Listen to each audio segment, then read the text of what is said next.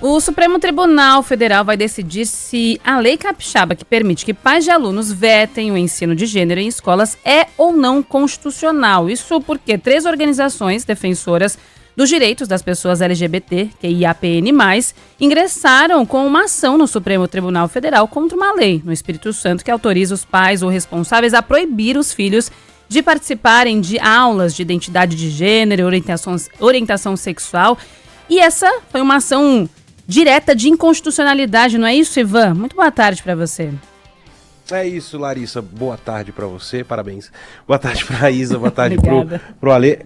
E para os ouvintes, claro, aqui do Alta Frequência, né? Mais um daqueles temas que são muito polêmicos e que chegam ao Supremo Tribunal Federal e que vai dar, Alexandre, Isabela, aquela história vai estar legislando, né? Isso é algo que já foi aprovado no Legislativo, no caso do Espírito Santo, mas que vai caber agora ao Supremo Tribunal Federal tomar uma decisão. Ainda não se sabe o que a ministra Carmen Lúcia, que é a relatora dessa ação direta de inconstitucionalidade, vai fazer, se vai encaminhar para o plenário, se isso pode ter algum tipo de repercussão geral. O fato é que a ministra Carmen Lúcia se tornou a relatora porque a gente está naquele recesso judiciário, né, do judiciário, e é o presidente da corte que fica ali para responder as questões mais emergenciais, mais urgentes, né? Ele entendeu que não, de acordo com o regimento interno do Supremo, o Luiz Roberto Barroso entendeu que não era tão urgente e jogou a relatoria para Carmen Lúcia. Essa lei foi aprovada,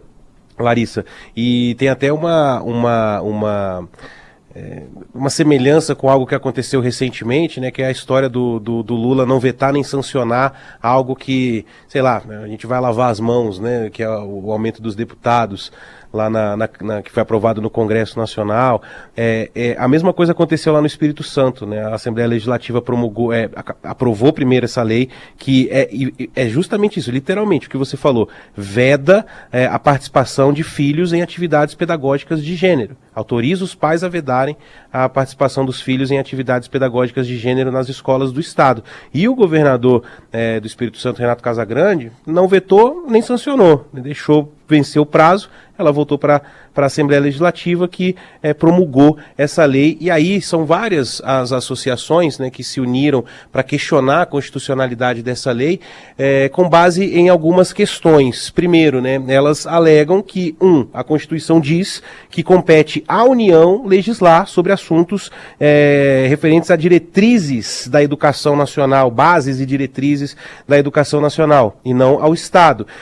Dizem as associações também que as leis federais que já existem sobre esses assuntos, que tratam sobre esse assunto especificamente, ela vale mais do que a lei estadual. Então ela suspenderia a eficácia da lei aprovada lá no Espírito Santo. E tem uma questão que é importante nessa discussão, que é a seguinte: tá, a lei fala isso, né? Os pais, os responsáveis, eles podem proibir os filhos de participarem das aulas sobre a identidade de gênero, orientação sexual, diversidade sexual, igualdade de gênero, temas que são semelhantes a esses. Mas há uma situação que inclusive as associações citam como anormalidade do ambiente escolar, porque os professores, os docentes, eles são obrigados pela lei a ficar em silêncio se elas forem questionadas por alunos que tiverem alguma dúvida sobre esses assuntos, né, que eu citei agora, de orientação sexual, diversidade sexual, né?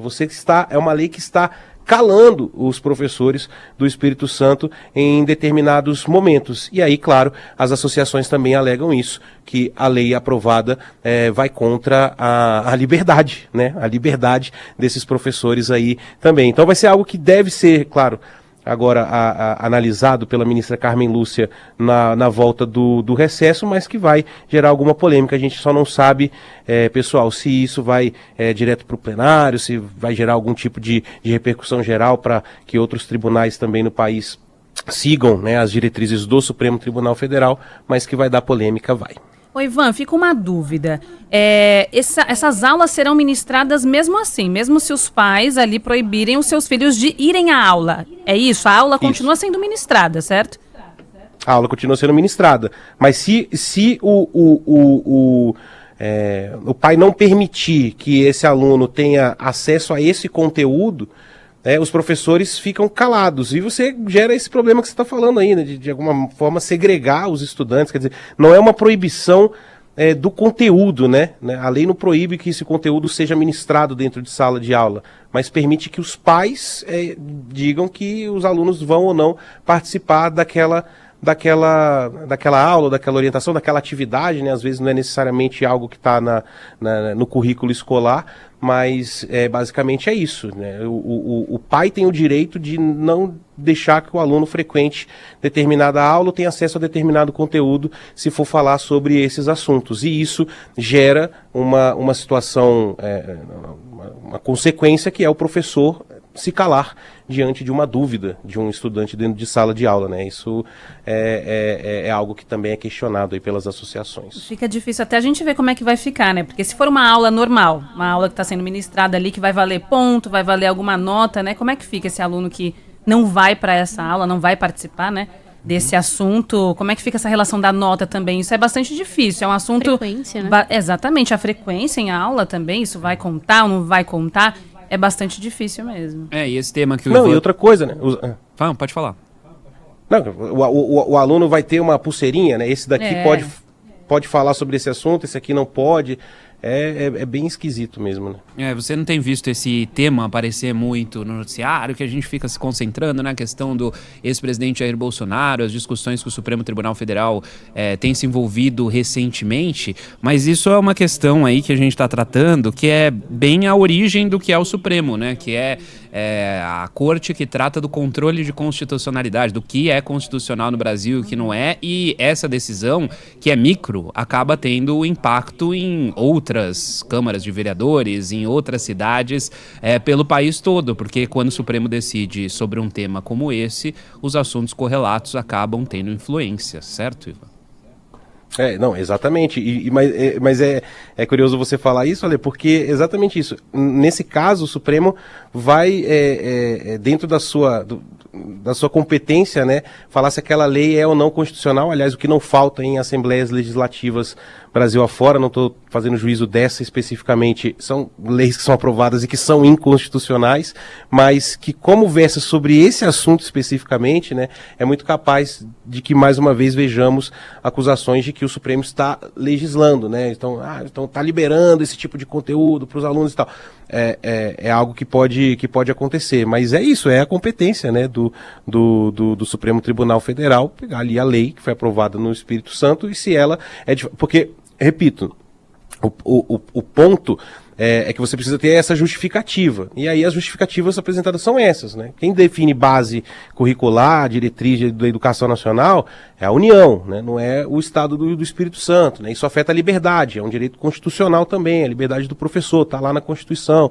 Acho que é o artigo 222, se eu não me engano, eles citam aqui no pedido, eu acabei perdendo aqui, mas eles pegam pontos da Constituição, né? Inclusive esse aqui sobre as leis federais fazerem com que as leis estaduais percam eficácia, né? Elas se sobrepõem às leis estaduais e é com essa base, né? Eles não estão ali no Supremo falando a gente precisa que isso aqui seja ministrado em sala de aula, né? Indiretamente, mas o que eles estão falando a lei no Espírito Santo, ela atenta contra vários artigos da Constituição Federal e é isso que o Supremo vai decidir, se de fato atenta ou não, né, contra o que está ali na Constituição.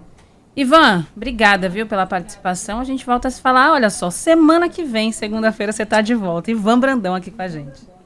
Estaremos aqui. Deixa eu só fazer um adendo, que você perguntou da lei específico. Claro. Tem um trechinho dela aqui, ó, Larissa.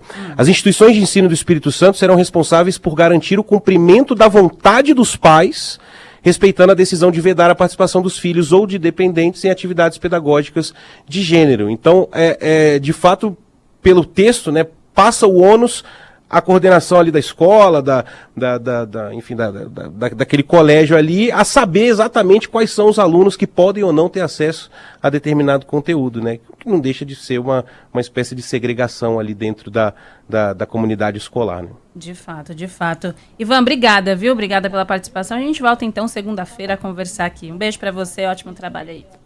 Beijo, valeu.